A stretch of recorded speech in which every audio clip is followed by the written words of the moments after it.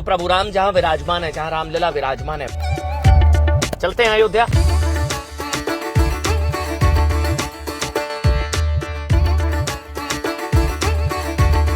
वो तस्वीरें पहली बार न्यूज 18 इंडिया पर, ये वो भव्य राम मंदिर, ये भव्य राम मंदिर, ये जो आप देख रहे हैं ना सारे पत्थर, जो कुल मिलाकर जितने पत्थर इस्तेमाल हुए हैं उसमें 22 लाख क्यूबिक फीट स्टोन गर्भगृह जो वो प्योर व्हाइट मकराना मार्बल में तैयार किया गया है।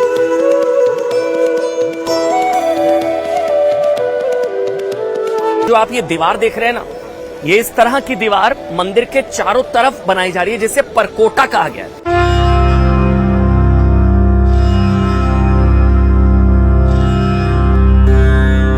प्रमाण से परिणाम तक विनोद बंसल हमारे साथ हैं। मंदिर में पावन भूमि में इस वक्त हम खड़े हैं। विनोद जी, सोचा था ये हो पाएगा? अकल्पनीय, अद्वितीय और अप्रतिम। देखिए, मंदिर निर्माण का जो पुण्य काम जिन लोगों ने किया, उनमें से कुछ महत्वपूर्ण लोग इस वक्त मेरे साथ हैं। क्या खासियत है भाई, बताइए ना, कितना संघर्ष रहा, कितना समय लगा, कुछ बताइए ना। हमने जिनको सेफ्टी में जिन्होंने कभी काम नहीं किया, सेफ्टी बेल्ट, हेलमेट, जैकेट क्या होता है, एक राजस्थान से ट्राइबल जो आए थे यहाँ पे काम करने के लिए, उन्होंने शुरुआत में कभी भी सेफ्टी को फॉलो नहीं किया। अपने जुनून से शुरुआत किया था। अभी भावुक हो रहा है। अरे यहाँ आके कोई भी भावुक हो जाएगा साहब। ये धरती का प्रभाव ऐसा है कि यहाँ कोई खड़ा रहेगा जो भावुक हो ही जाएगा। भगवान राम का नाम लेगा एक बार, वो जरूर भावुक हो जाएगा।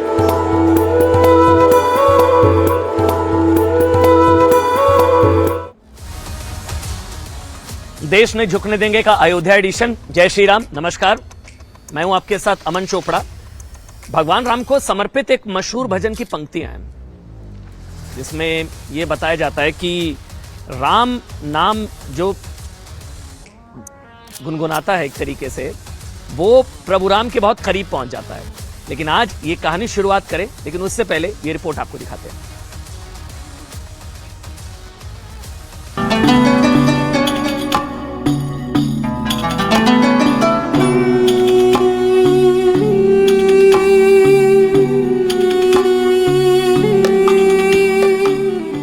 भगवान राम के स्वागत के लिए अयोध्या नगरी तैयार हो रही है। श्री राम के भक्त अपने आराध्य के मंदिर में विराजने का इंतजार कर रहे हैं। देश और दुनिया भर के करोड़ों राम भक्तों को जिस घड़ी का इंतजार था, वो आने वाली है।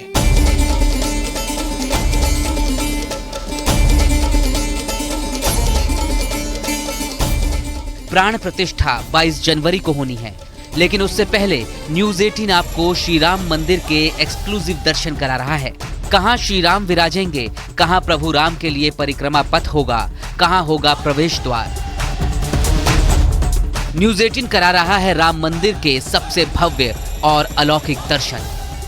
वो तस्वीरें पहली बार न्यूज 18 इंडिया पर, ये वो भव्य राम मंदिर, ये भव्य राम मंदिर जिसको निर्माण जिसका किया जा रहा है। 22 जनवरी वो तारीख जब भव्य राम मंदिर का जो है वो निर्माण होगा।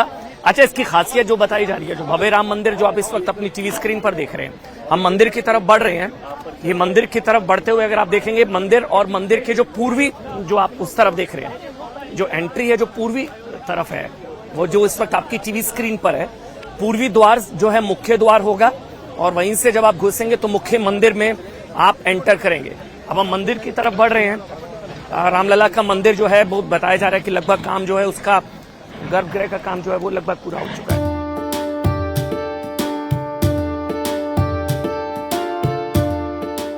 मंदिर परिसर में 6 और मंदिर बनाए जा रहे हैं। सिंह द्वार से राम मंदिर में प्रवेश करने से पहले पूर्वी दिशा में एक मुख्य द्वार होगा, जहां से श्रद्धालु परिसर में आएंगे। इसी परिसर के बीच में रामलला के बाल स्वरूप की मूर्ति स्थापित होगी। मूर्ति के पांव से लेकर ललाट तक की ऊंचाई होगी 51 इंच। राम मंदिर हिंदुस्तान के हर कोने से लाए गए पत्थरों से सज रहा है। मंदिर में फर्श का काम सफेद मकराना मार्बल से किया जा रहा है। गर्भगृह के दीवारों पर सफेद संगमरमर लगाए गए हैं।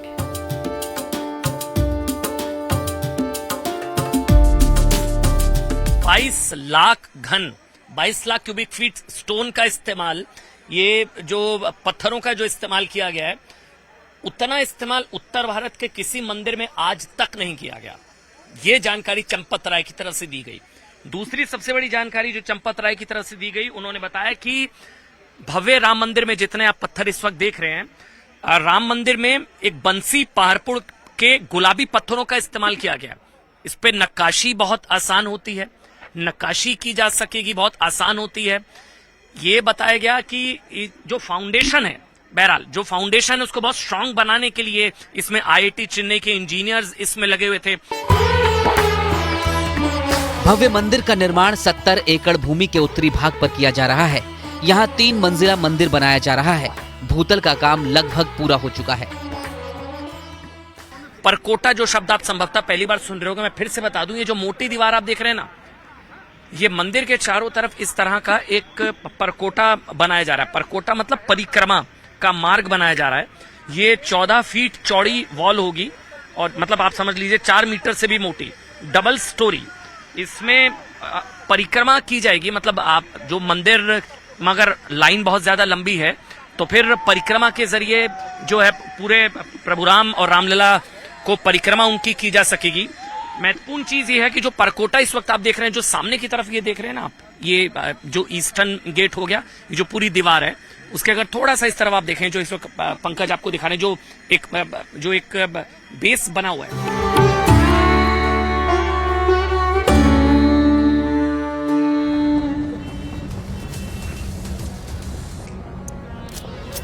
देखिए प्रभु राम को समर्पित ना एक मशहूर भजन की पंक्तियां हैं। राम नाम के साबुन से जो मन का मैल मिटाएगा, निर्मल मन के शीशे में तू राम के दर्शन पाएगा।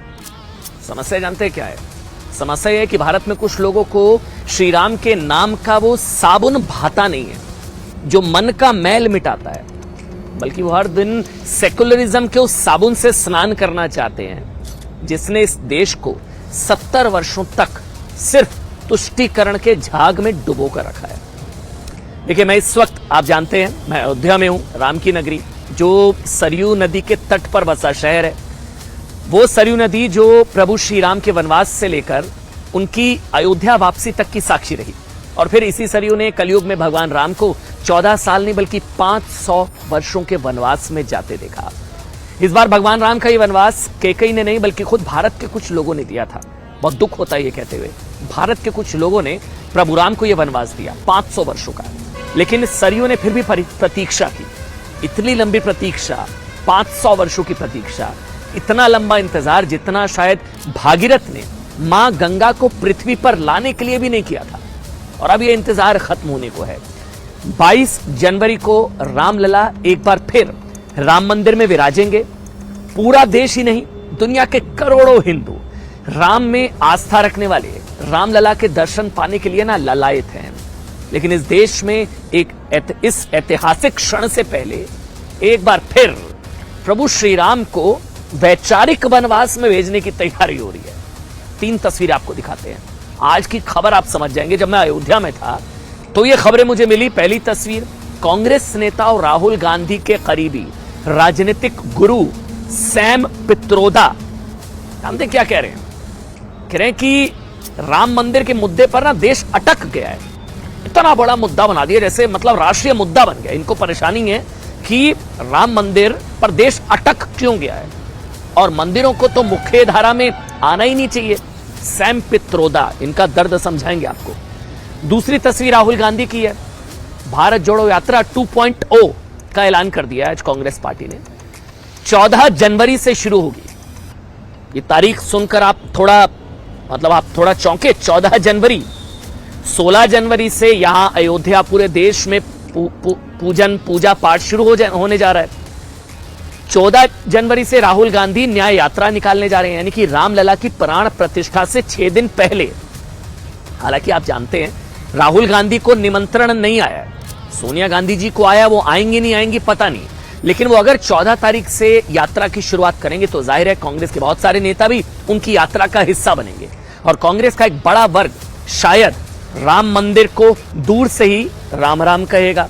जो गांधी परिवार की 70 साल से जो दूरी है ना राम से, उस दौरान भी जब प्राण प्रतिष्ठा का पूरा कार्यक्रम देश राम में होगा, उसी समय न्याय यात्रा की शुरुआत 14 तारीख। ये कोइंसिडेंस है, ये जानबूझकर ये तारीख चुनी गई है। और तीसरी तस्वीर इन सबके बीच जोर शोर से चल रहे राम मंदिर के निर्माण की है। रामनगरी में प्राण प्रतिष्ठा महोत्सव के लिए तैयारियां अपने अंतिम चरण में है। राम मंदिर की पहली मंजिल करीब करीब तैयार हो चुकी है। जो भूतल है, जहां गर्भगृह है, पूरा तैयार हो चुका है।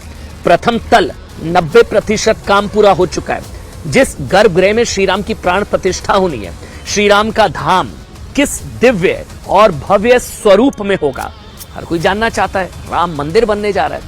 पहला ट्रेलर आज सामने आ गया। मैं भी आज उस अद्भुत पल का साक्षी बना। आज मैं भी प्रभु राम के जन्म स्थान पर पहुंचा।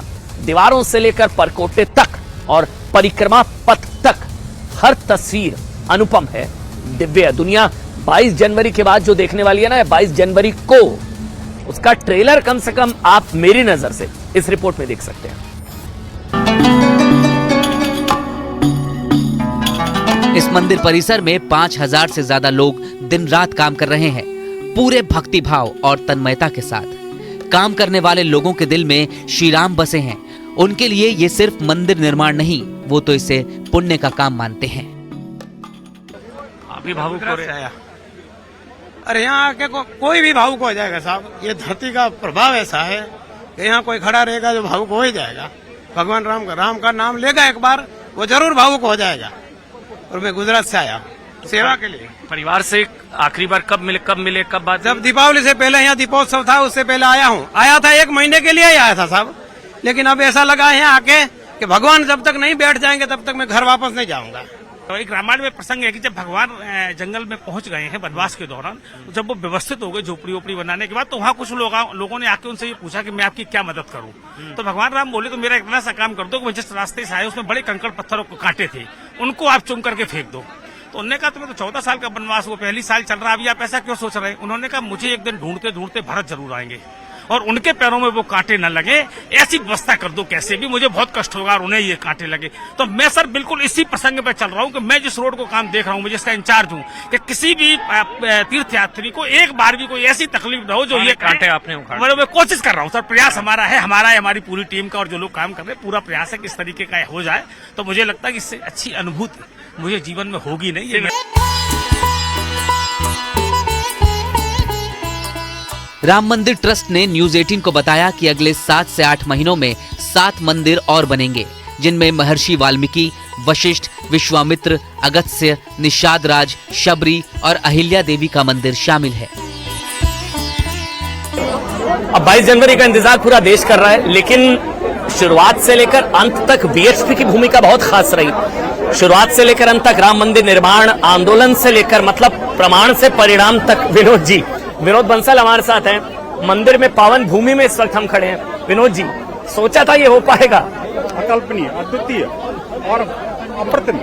मैं कहूंगा कि आज तो जो है ना, मुझे दिखाने के बजाय हम और आप तो बात करते रहते हैं। जी। इस मंदिर के भव्य दिव्य स्वरूप को दिखाएं। हाँ। जिसके लिए लोग करोड़ों वर्षों से जो है ना प्रतीक्षित थे। 500 वर्षों से संघर्ष किया, 76 युद्ध लड़े, लाखों लोग बलिदान हुए, लेकिन ये प्रतिमा नहीं देखी। इसके लिए लालच हो गई, लोगों ने बलिदान दे दिया। मुझे लगता है आज आवश्यकता इस बात की है कि ये सारे दिव्य और भव्य क्षण जो कि आज तीर्थ ट्रस्ट ने सिर्फ आधे घंटे के लिए दिए हैं, मुझे लगता है उससे लोगों को आह्लादित करना चाहिए। विनोद जी, ये जो है ये पूर्वी द्वार यहीं से एंट्रेंस होगी ना? हाँ, जो इस वक्त हम दिखा रहे हैं, बिल्कुल यहीं से प्रवेश होगा और यहाँ से एंटर होकर के, और ये मुख्य द्वार है। यहाँ पर जो पीछे आप देखेंगे तो यहाँ पर जो गर्भगृह बनने वाला है। जी, अच्छा, गर्भगृह यहीं पे सामने? रामलला नहीं, ये नहीं, इधर उस साइड में। अच्छा, ठीक। जो ऊपर वाली लिफ्ट है उसके नीचे गर्भगृह है, बिल्कुल ठीक। यहाँ पर रामलला विराजमान होंगे, बाल रूप के होंगे, सिर्फ 51 इंच के, इतने अद्भुत अप्रतिम होंगे जिसको न कभी किसी ने देखा है, न कोई कल्पना कर। अच्छा विनोद जी, ये जो एंट्री है वो पूर्वी द्वार से होगी, मतलब एंट्री वहां से होगी पूर्वी द्वार से। और ये परकोटा है, जो परकोटा जिसका जिक्र किया था, परकोटा चारों तरफ, चारों परकोटा में परिक्रमा होगी और 6 बड़े बड़े मंदिर भी हैं वहाँ पर। अच्छा, परकोटा में भी 4 मुख्य कोनों पर 6 मंदिर? 6 मंदिर है। अच्छा, 6 मंदिर, परकोटा में 6 मंदिर हैं और बाहर वाले हिस्से में अलग मंदिर हैं। अच्छा। तो ये बड़ा पूरा अनुपम क्षेत्र बन रहा है और ये जो है ये अभी 22 तारीख तक कंप्लीट हो जाएगा, लगभग काफी हद तक हो जाएगा। 25 सितंबर 1990 को प्रधानमंत्री नरेंद्र मोदी लालकेश आडवाणी की जिस रथ यात्रा के साक्षी बने या सारथी बने, आज उस रथ यात्रा का संकल्प 22 जनवरी को यहां पूरा होने जा रहा है। हम इस वक्त जहां पर रामलला की प्राण प्रतिष्ठा, गर्भगृह, मंदिर परिसर, इस वक्त हम वहां पर मौजूद हैं। और 22 जनवरी वो तारीख जिस दिन प्रधानमंत्री नरेंद्र मोदी और देश का और 140 करोड़ लोगों का सपना आखिरकार पूरा होने जा रहा है।